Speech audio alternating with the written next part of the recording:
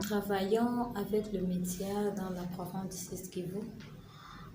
D'abord, nous partons aux médias pour faire passer des émissions pour ce qui concerne les droits des enfants du Sud-Kivu et pour que les droits des enfants soient respectés dans notre province. Les médias nous aident à faire passer ces émissions.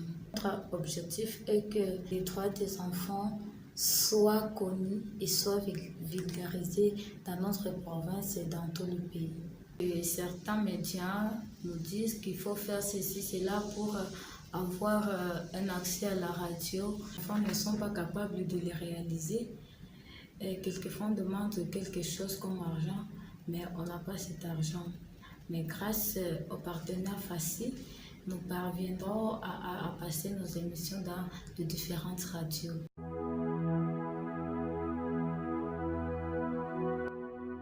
Le Forum des acteurs de communication pour le changement intégral, FACI comme vous l'avez dit, nous sommes une structure qui regroupe comme ça les journalistes professionnels de la province du Sud-Kivu qui travaillent sur toute l'étendue de la province du Sud-Kivu. Comme vous le savez, nous travaillons dans différents domaines, surtout dans les pratiques familiales essentielles. Et c'est là, quand on parle de pratiques familiales essentielles, donc on y retrouve les enfants, les adultes et toute autre catégorie de personnes. Et là, ça nous facilite avec les médias que nous avons des partenariats.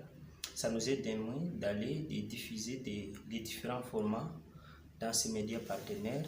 Et c'est là en faveur des enfants et des adultes, comme on est en train de le dire.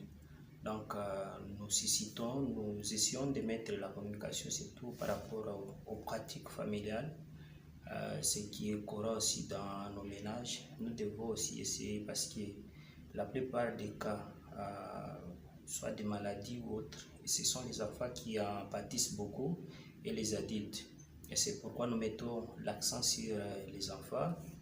Hormis cela, les formats que nous diffusons dans les différentes radios concernent aussi les plaidoyers. Pourquoi pas la place des enfants par rapport à la société. Nous essayons aussi de faire des plaidoyers à travers ces différents formats que je suis en train de vous parler.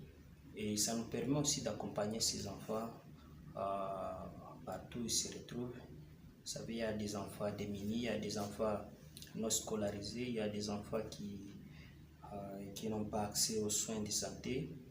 Et comme je l'ai dit aussi, les enfants sont victimes de différentes maladies. Nous essayons de sensibiliser à travers ces différents formats.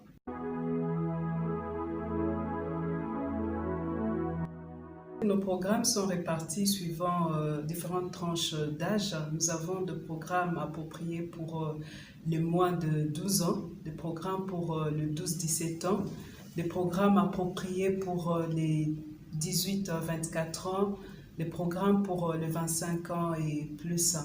Pour ce qui est de la journée internationale de la radio et la télévision en faveur des enfants, en fait, c'est l'occasion pour nous, professionnels de médias, de nous mettre sur la même longueur d'onde que les enfants afin de voir comment améliorer leur participation dans nos différents programmes.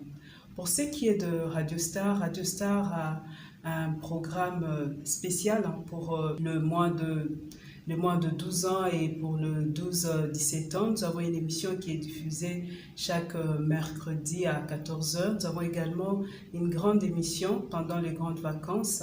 En fait, ce sont des émissions qui donnent la parole aux enfants afin qu'ils puissent parler de leurs droits, de leurs espoirs, de leurs ambitions, d'échanger des informations entre eux.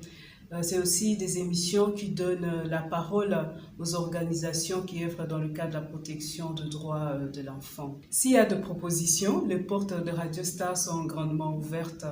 Nous serons toujours disponibles pour l'intérêt supérieur de l'enfant congolais.